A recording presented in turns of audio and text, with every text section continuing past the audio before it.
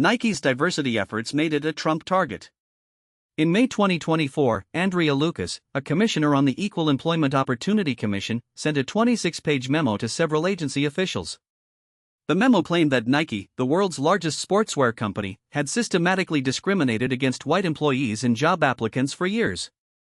Lucas argued that the company had set ambitious diversity targets in its U.S. workforce and had used internal programs to boost racial representation, while at the same time allegedly pruning white executives through layoffs.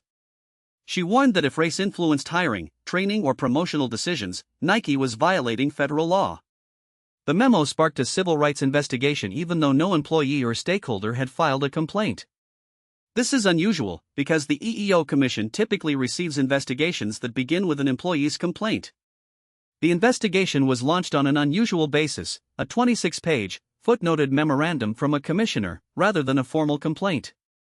Andrea Lucas has worked at the commission for 6 years and was chair for the last year under the Trump administration, when she was appointed by President Trump during his first term. Her tenure at the commission has seen a shift from the agency's traditional focus on discrimination against women, people of color, disabilities, and national origin to scrutiny of alleged practices that disadvantage white men. Lucas says she wants to restore equal treatment for all employees. Her approach has attracted criticism from some who say that she is carrying out a White House policy aimed at challenging what they see as an overreach in diversity, equity, and inclusion programs that expanded after George Floyd's search in 2020. Detractors say Lucas is aligning the commission's work with a political strategy rather than with the commission's original mandate.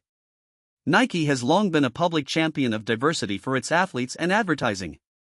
It has also set diversity targets for hiring and promotion. The company uses training programs and internal initiatives to increase representation of minorities in management roles. Lucas claims that these programs have, on the other hand, led to the discouragement and removal of white executives through layoffs.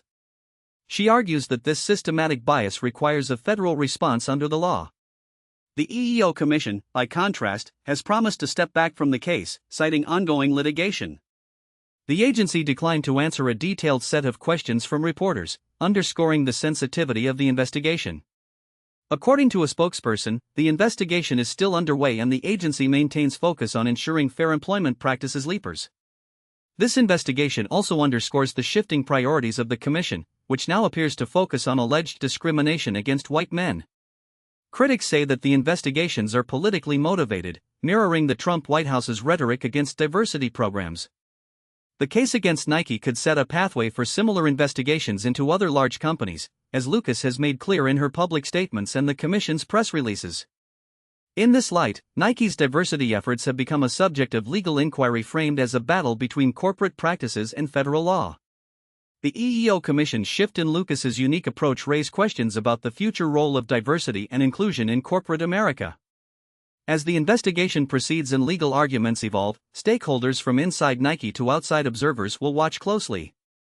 The case remains unresolved, and its outcome will shape the legal view on diversity initiatives.